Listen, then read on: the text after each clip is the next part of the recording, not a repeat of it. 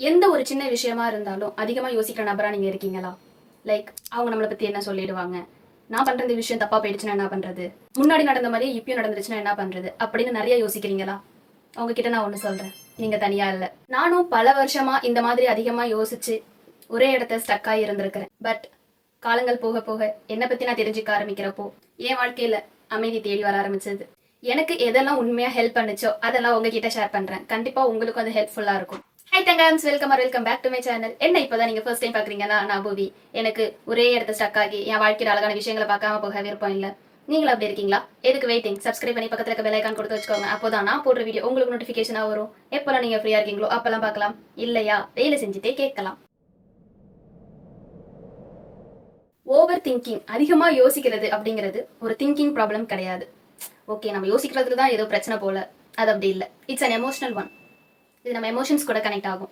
நம்ம அதிகமா யோசிப்போம், ஏன்னா நம்ம சேஃபா ஃபீல் பண்ணிருக்க மாட்டோம். நாம நிறைய விஷயத்துக்கு பயப்படுவோம். இன்னொருத்தவங்க நம்மள இந்த மாதிரி பேசிட்டா என்ன பண்றது, நான் இந்த விஷயம் செய்யறேன் இதுல நான் தோத்துட்டேன்னா என்ன பண்றது, நான் இந்த ஒரு இன்டர்வியூ அட்டென்ட் பண்ண போறேன் இதுல நான் ரிஜெக்ட் ஆயிட்டேன்னா என்ன பண்றது.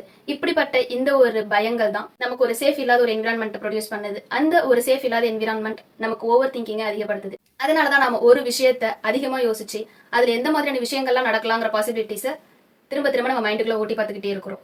இதுதான் நம்ம ஓவர் திங்கிங்னு சொல்லலாம். அண்ட் சோ நம்மளுடைய மைண்ட் நம்மள ப்ரொடெக்ட் பண்ண பாக்குது. ஓகே, இதெல்லாம் டேஞ்சரான விஷயங்கள், சோ கேர்ஃபுல்லா இருக்கணும் அப்படின்னு சொல்லி நம்ம மைண்ட் நம்மள ப்ரொடெக்ட் பண்ண பாக்குறது கடைசியில நம்மள எக்ஸாஸ்ட் பண்ண வச்சிருது. ஓ மை காட், முடியல அப்படிங்கிற மாதிரி ஒரு விரக்தி ஸ்டேட்டுக்கு நம்மள கொண்டுட்டு போயிடுது. எனக்கு எதெல்லாம் ஹெல்ப் பண்ணுச்சு என்னுடைய ஓவர் திங்கிங் ஓவர் கம் பண்ணி வரதுக்குன்னு பாத்தீங்கன்னா, எப்பயும் நான் சொல்றதுதான் ஜேர்னலிங் மை தாட்ஸ். நான் எனக்கு என்னெல்லாம் என் மைண்ட்ல வருதோ அதெல்லாம் எழுதி வச்சிடுவேன். எப்போ எனக்கு ரொம்ப ஒரு மாதிரி ஃப்ரஸ்ட்ரேஷனா ஃபீல் பண்றேன் அப்படின்னாலும் நான் என்னோட நோட் எடுப்பேன். என் மைண்ட்ல என்னெல்லாம் வருதோ அது எல்லாத்தையும் எழுதி வச்சிடும். ஸோ அப்படி நான் எழுதி வைக்கிறதுனால ஓகே இந்த விஷயங்கள்லாம் நடக்குது அப்படின்னு நான் தெரிஞ்சுட்டு அந்த விஷயம் அவ்வளவுதான். ஓகே, நான் இதுதான் யோசிக்கிறேன் அப்படிங்கறத நான் எழுதி வச்சுட்டேன்னா அதுக்கு மேல நாங்க யோசிக்கிறதுக்கு எதுவுமே இல்லை. அப்போ என் மைண்ட் ரொம்ப ஃப்ரீயா ஃபீல் பண்ணும். இதை ஜேர்னல் பண்றவங்க கண்டிப்பா இந்த ரிலாக்ஸேஷன் ஃபீல் பண்ண முடியும். உங்களுக்கு எப்படி ஜேர்னல் பண்ணணும், ஜேர்னல் பத்தின ஃபுல் டீடைல்ஸ் வேணும்னா அதுக்கான வீடியோ நான் ஆல்ரெடி அப்லோட் பண்ணிருக்கேன். கண்டிப்பா அதுக்கான லிங்க் நான் உங்களுக்கு டிஸ்கிரிப்ஷன்ல கொடுக்குறேன். அடுத்த விஷயமா எனக்கு ஹெல்ப் பண்ணது ஐ ஜஸ்ட் ஸ்பீக் அப். நான் அதை பத்தி பேசுவேன்.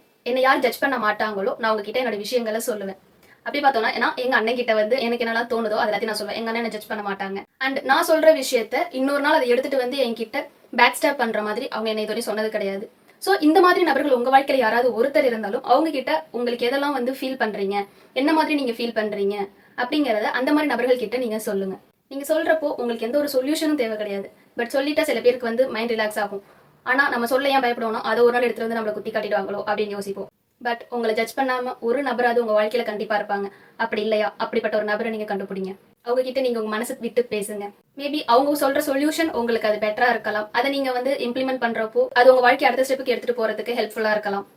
So just speak up. நான் அந்த மாதிரி பேசுறது என்னுடைய அண்ணன், அடுத்தபடியா எனக்குன்னு இருக்கிற ஒரே ஒரு ஃப்ரெண்ட் ஆரதி, அவகிட்ட நான் சொல்லுவேன். அவ்வளவுதான். மத்த யார்கிட்ட என் விஷயத்த சொல்லணும் நான் யோசிச்சாலும் ஒரு ஸ்டெப் நான் பேக் எடுப்பேன். சொன்னா வாட் இஃப் அப்படின்னு என் மைண்டுக்குள்ள தோணும். ஸோ இந்த மாதிரி உங்க லைஃப்ல யாராவது ஒரு ஃப்ரெண்டோ இல்ல உங்க ரிலேட்டிவ்ஸ்ல உங்க சிப்ளிங்ஸ்ல யாராவது ஒருத்தவங்க இருக்காங்கன்னா அவங்க கிட்ட ஓப்பன் பண்ணி பேசுங்க. நான் இந்த மாதிரிலாம் யோசிக்கிறேன் அப்படிங்கிற விஷயத்த நீங்க சொல்லுங்க. உங்களுக்கு சொல்யூஷனும் கிடைக்கலாம், இல்லனா நீங்க அந்த விஷயத்த சொல்லி முடிச்சதுக்கு அப்புறம் உங்களுக்கு ஒரு ரிலாக்ஸேஷனும் கிடைக்கலாம். அண்ட் தேர்ட் அண்ட் ரொம்ப இம்பார்ட்டன்ட் விஷயம், என்னை பத்தி நான் முழுசா தெரிஞ்சுக்க ஆரம்பிச்சேன். என்னுடைய ஸ்ட்ரென்த் என்ன, என்னுடைய வீக்னஸ் என்ன, எதனால நான் கோவப்படுறேன், நான் இந்த மாதிரியா ஒருத்தவங்க கிட்ட ரியாக்ட் பண்றேன் அப்படிங்கிற எல்லா கம்ப்ளீட் விஷயத்தையும் என்னை பத்தி நான் தெரிஞ்சுக்கிட்டேன். என் வாழ்க்கையில நான் என்ன பண்ணணும், எனக்கு எது பிடிக்கும் எது எனக்கு பிடிக்காது அப்படின்னு A to Z என்னை பத்தி நான் தெரிஞ்சுக்கிட்டேன். எனக்கு இது டைம் எடுத்தது. பட் ஸ்டில் நான் இப்போ இவ்வளவு சீக்கிரமே என்னை பத்தி நான் தெரிஞ்சுக்கிட்டேன். 50 வயசுலயும் ஒருத்தவங்க அவங்கள பத்தி முழுசா தெரிஞ்சுக்காம இருக்கிறவங்களும் இருக்காங்க. 27 வயசுல என்னை பத்தி முழுசா தெரிஞ்சுக்கிட்டேன், நானும் இங்க இருக்கிறேன். எவ்வளவு சீக்கிரம் உங்களை பத்தி நீங்க தெரிஞ்சுக்கிறீங்களோ அவ்வளவு சீக்கிரம் உங்க வாழ்க்கை அடுத்த ஸ்டெப்புக்கு போகும். சோ உங்களை பத்தி நீங்க முழுசா தெரிஞ்சுக்கிறதே ஒரு ரொம்ப எஃபெக்டிவான விஷயம் ஓவர் திங்கிங்கை நீங்க ஸ்டாப் பண்றதுக்கு. என்னை பத்தி நான் எப்படி தெரிஞ்சுக்கிறது அப்படின்னு யோசிக்கிறீங்களா? நான் கண்டிப்பா டிஸ்கிரிப்ஷன்ல உங்களுக்கு ஒரு PDF லிங்க் கொடுக்குறேன். அந்த PDF நீங்க டவுன்லோட் பண்ணிட்டு அதுல இருக்கிற கொஸ்டின்ஸ்க்கு எல்லாம் தனியா உட்காந்து உங்க கூட நீங்க தனியா டைம் ஸ்பெண்ட் பண்ணி உங்களை பத்தி நீங்க தெரிஞ்சுக்கோங்க. அடுத்த விஷயமா நான் பண்றது, என்னுடைய உடம்ப நான் பார்த்துப்பேன். இந்த உடம்புல நான் இந்த உயிரிங்கல்ல, இதுல நான் இப்ப நான் உங்ககிட்ட பேசிட்டு இருக்க முடியாது. சோ இந்த உடம்ப நான் நல்லபடியா பாத்துக்கணும்னு நான் தெரிஞ்சுக்கிட்டேன். என்னுடைய 22 வயசுக்கு அப்புறம் தான் எனக்கு என் உடம்பு எவ்வளவு முக்கியமான ஒண்ணு அப்படிங்கறத முழுசா புரிஞ்சுக்கிட்டு அதை நான் ஹீல் பண்ணினேன். நிறைய விஷயங்கள் என் உடம்பை ஹீல் பண்றதுக்கு எனக்கு ஹெல்ப் பண்ணி இருக்குது.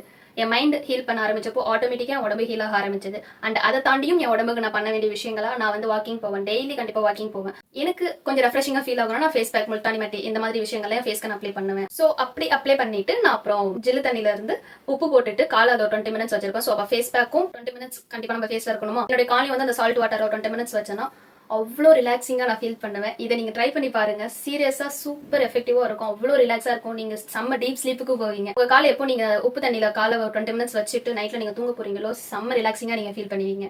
ட்ரை வேணா பண்ணி பாருங்க. Everything has energy, every one have energy. இதை பத்தி எனர்ஜி வைப்ரேஷன்ஸ் இதை பத்திலாம் நான் அடுத்தடுத்த வீடியோஸ்ல உங்களுக்கு நான் ஷேர் பண்றேன். கண்டிப்பா நீங்க ரொம்ப ஸ்ட்ரெஸ்டா இருக்கீங்க, ஃப்ரஸ்ட்ரேஷனா ஃபீல் பண்றீங்க, ரொம்ப டயர்டா இருக்குன்னா இந்த மாதிரி இந்த உப்பு தண்ணியில வந்து உங்க காலை வச்சுட்டு நீங்க தூங்குங்க. சீரியஸா ரொம்ப ரிலாக்ஸா ஃபீல் பண்ணுவீங்க.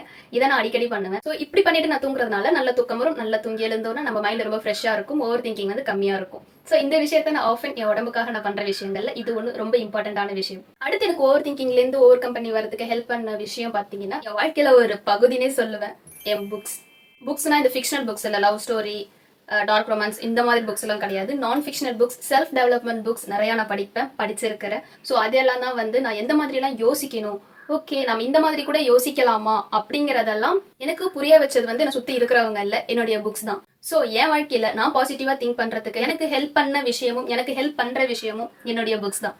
ஸோ நான் வந்து ஒரு லிஸ்ட் ஆஃப் இந்த மாதிரி படிங்கன்னு சொல்லி கண்டிப்பா நான் அதுக்கான வீடியோ சொல்றேன். நீங்க புக்ஸ் படிக்க விரும்புறீங்கன்னா கண்டிப்பா கமெண்ட் செக்ஷன்ல சொல்லுங்க. நான் எந்த புக்ல ஃபர்ஸ்ட் ஸ்டார்ட் பண்ணி எதுவரையும் நீங்க போகலாம் அப்படிங்கறத கண்டிப்பா நான் ஒரு டீடைல்டு வீடியோவா உங்களுக்கு நான் அப்லோட் பண்றேன். அண்ட் ஃபைனலி அதிகமா எல்லாரும் பண்ற ஒரு பெரிய மிஸ்டேக், மத்தவங்களுடைய பிரச்சனைய நம்ம பிரச்சனையா எடுத்துக்கிறது. நீங்க அப்படி எடுத்துக்கிட்டாதான் உங்களுக்கு அவங்க மேல பாசம் இருக்கு அப்படின்னு அர்த்தம் கிடையாது. ஃபர்ஸ்ட் இதை மைண்ட்ல ஏத்திக்கோங்க. மத்தவங்களுடைய ப்ராப்ளம் யோசிச்சு நம்மளோட நிம்மதி நமக்கு எடுத்துட்டு இருக்கிறோம். நான் இந்த மாதிரி அதிகமா யோசிச்சிருக்கிறேன். ஏன் அவங்களுக்கு இந்த மாதிரி நடக்குது அப்படின்னு நான் நிறைய யோசிச்சிருக்கிறேன். அவங்களுக்கு ஏதாவது சொல்யூஷன் சொல்ல முடியுமா அப்படின்னு சொல்லி என்ன பத்தி நான் யோசிக்காம மத்தவங்களை பத்தி யோசிச்சு என் வாழ்க்கையில பல நாள் நான் வீணாக்கி இருக்கிறேன். அண்ட் அவங்கள பத்தி யோசிச்சிருக்கிறேன்.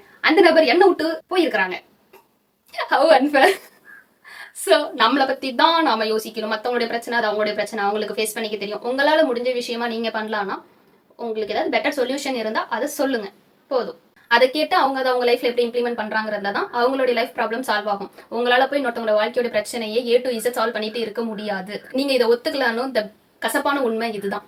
அஃப்கோர்ஸ் நீங்க ஹெல்ப் பண்ணலாம், கூட இருக்கலாம், சொல்யூஷன் கொடுக்கலாம். பட் அதையே யோசிச்சு உங்களுக்கு இருக்கிற உண்மையான ப்ராப்ளம்ஸ் எல்லாத்தையும் நீங்க வந்து தள்ளி வச்சிடாதீங்க. ஏன்னா அது காலப்போக்குல அந்த பிரச்சனை உங்க வாழ்க்கை அதை ஆட்டோமேட்டிக்கா அஃபெக்ட் பண்ண ஆரம்பிக்கும். அதை அஃபெக்ட் பண்றப்போ நீங்க ஹெல்ப் பண்ணவங்க கூட இருப்பாங்களா இருக்க மாட்டாங்களான்னு தெரியாது. இதுவரை என் வாழ்க்கை அனுபவத்துல இருந்து நான் சொல்லணும்னா நான் ஹெல்ப் பண்ணவங்க யாரும் எனக்காக இன்னொரு இருக்க கிடையாது. எனக்கு ஒரு பிரச்சனை வரப்போ எனக்கு நிக்க கிடையாது. And the worst part is நம்மள ப்ளேம் பண்ணிட்டு போவாங்க. அப்படி ஒரு ஷாக்கா இருக்கும். மத்தவங்களுடைய பிரச்சனை நம்ம யோசிக்க கூடாது. அவங்க எப்போ என்ன பண்ணணும்னு நினைக்கிறாங்களோ அதை தான் அவங்க அப்பதான் பண்ணுவாங்க. அவங்களுடைய பிரச்சனையை சால்வ் பண்ணணும்னு அவங்களா ஸ்டெப் எடுத்தா மட்டும்தான் அதை சால்வ் பண்ண முடியுமே தவிர புஷ் பண்ணிட்டே இருக்க முடியாது. அண்ட் அப்படி இருக்கவும் கூடாது.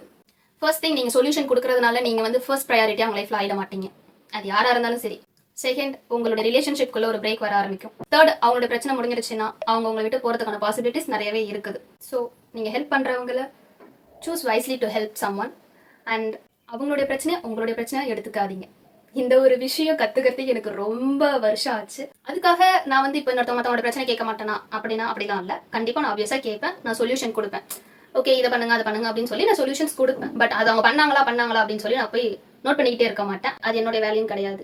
அப்படி நான் நோட் பண்ணிக்கிட்டே இருக்கிறேன். பட் அவங்க அந்த விஷயத்த செய்யலன்னா ஆப்வியஸா எனக்கு கோவம் வரலாம். நான் சொல்லி நீ செய்யல அப்படின்னு சொல்லி ஆப்வியஸா எனக்கு அது கோவமும் வரலாம். இன்னொரு பக்கம் என் வார்த்தைக்கு அப்ப மதிப்பு இல்லையா, நான் ஏன் அப்ப இவங்க கூட நான் க்ளோஸா இருக்கணும் அப்படின்னு சொல்லி அந்த ஒரு விரிசல் வர ஆரம்பிக்கும். ஸோ இது எதுவுமே வரக்கூடாது அப்படின்னா மத்தவங்களுடைய பிரச்சனையா உங்களுடைய பிரச்சனையா எடுத்துக்காதீங்க. அப்படி எடுத்துக்க கூடாதுங்கிறத நான் கத்துக்கிட்டேன். அப்படி நான் கத்துக்கிட்டதுனாலேயே மத்தவங்களை பத்தி யோசிச்சு ஓவர் திங்க் பண்றதெல்லாம் எனக்கு ஆட்டோமேட்டிக்கா ஸ்டாப் ஆயிடுச்சு.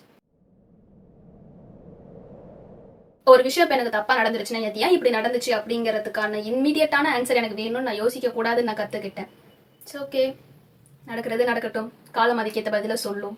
எஸ், நான் நிறைய விஷயங்கள் ஒரு 2 வருஷத்துக்கு முன்னாடி 3 வருஷத்துக்கு முன்னாடி நான் கொஸ்டின் கேட்டதெல்லாம் எனக்கு இப்போ அதுக்கான ஆன்சர்ஸ் எல்லாம் கிடைச்சிருக்கு. அந்த டைம்ல அந்த கேள்விக்கான பதில் அப்ப கிடைக்காதப்போ நான் ஃப்ரஸ்ட்ரேஷன் ஆயிருக்கிறேன். என் மேலே நான் கோவப்பட்டிருக்கிறேன், ஓவர் திங்க் பண்ணியிருக்கிறேன், எல்லாமே பண்ணியிருக்கேன். பட் இப்போ எனக்கு அதுக்கான ஆன்சர் கிடைக்கிறப்போ ஓகே இதனாலதானா அப்படின்னு தெரியறப்போ ஏற்பட்ட ஏதோ ஒரு காயம் எனக்கு அது இப்போ ஹீல் ஆயிருக்கு. நமக்கு ஓவர் திங்கிங் எப்பவுமே ஒரு பயத்தால தான் வரும். அந்த பயத்தை நான் நம்பிக்கையா மாத்த ஆரம்பிச்சேன். நான் ஒரு விஷயம் செய்யறேன், இது எனக்கு என்ன ஆகிடுமோ யோசிக்கிறதுக்கு பதிலா நான் இந்த நம்பிக்கையில இந்த ஸ்டெப் எடுத்து வைக்கிறேன். ஐ ஹோப் இது நல்லா தான் போகும் அப்படின்னு நான் மாத்த ஆரம்பிச்சேன். சோ நீங்க அதிகமா யோசிச்சு ரொம்ப டயர்டா ஃபீல் பண்றீங்களா? உங்க மைண்ட் எப்ப பாரு ஏதாவது யோசிச்சுக்கிட்டே இருக்கு நீங்க ஃபீல் பண்றீங்களா? நான் சொன்ன விஷயங்கள் எல்லாத்தையும் நீங்க ட்ரை பண்ணலாம். எல்லாத்தையும் ஒரே டைம் ட்ரை பண்ணணும் அப்படின்லாம் எதுவும் இல்ல. சின்ன சின்ன விஷயமா ஆரம்பிங்க. ஏதாவது ஒண்ணு நீங்க உங்க வாழ்க்கையில ஃபர்ஸ்ட் இம்ப்ளிமெண்ட் பண்ணி அது உங்களுக்கு ஒர்க் அவுட் ஆகுதா, உங்களுக்குள்ள ஏதாவது கொஞ்சமாவது மாற்றம் தெரியுதா அப்படின்னு பாருங்க. அப்படி பார்த்துட்டு கண்டிப்பா அதை வந்து கமெண்ட் செக்ஷன்ல ஷேர் பண்ணுங்க. அது மத்தவங்களுக்கும் ஹெல்ப்ஃபுல்லா இருக்கும். You deserve peace. இதுவரை இந்த வீடியோ பார்த்திருந்தீங்கன்னா ரொம்ப தேங்க்ஸ். உங்களுக்கு இந்த வீடியோ பிடிச்சிருந்ததுன்னா கண்டிப்பா லைக் பண்ணுங்க. உங்களுக்கு ரொம்ப பிடிச்சவங்க அதிகமா யோசிக்கிறாங்கன்னா அவங்களுக்கு இந்த வீடியோவை ஷேர் பண்ணி அதிகமா யோசிக்காத ஸ்டாப் பண்ணு, அதுக்கான வழிகள்லாம் இருக்குது, ட்ரை பண்ணி பாருன்னு சொல்லுங்க. அடுத்த வீடியோல வேற ஒரு டாபிக்ல உங்களை நான் மீட் பண்ற வர shine like a star. By.